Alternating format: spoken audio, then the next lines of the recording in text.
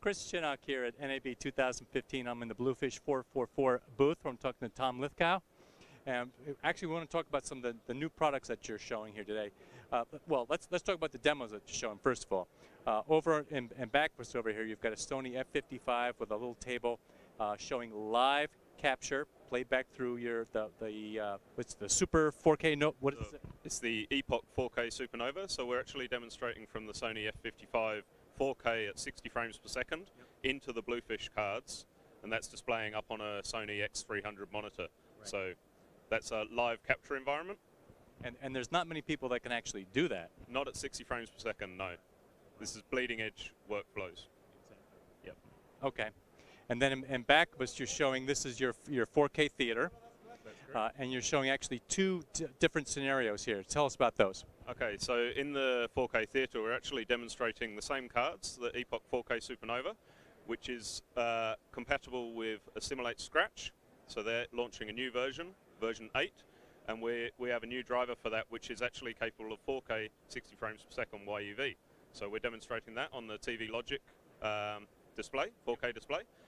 We're also compatible with Adobe Premiere Pro CC, which again, we've been able to achieve 4K 60p using the Epoch 4K Supernova cards for in this new version of Adobe.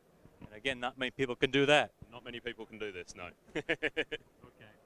Now, one very interesting feature was also a software update, which your partner was explaining to me, that you can now do 4 simultaneous, basically ingest and edit operations at the same time, correct?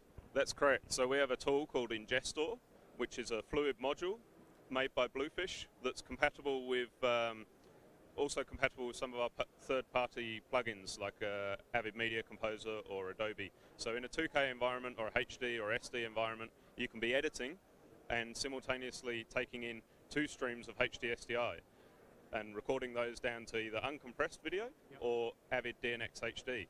So that same setup, if you don't want to have a preview from an NLE, you can also use the same card programmed for 4 inputs and record 4 simultaneous streams to DNX HD or uncompressed video. Right. But it gives you, from what I understand, a lot of flexibility in the edit suite.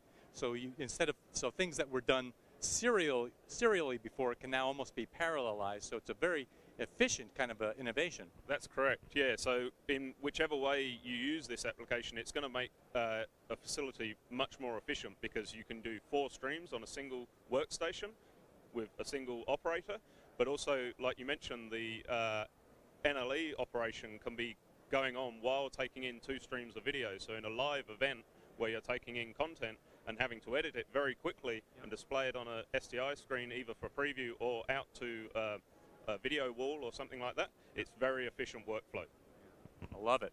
Great. Tom, thank you very much. Appreciate it. Thank you very much. Chris Chinnock for Display Central.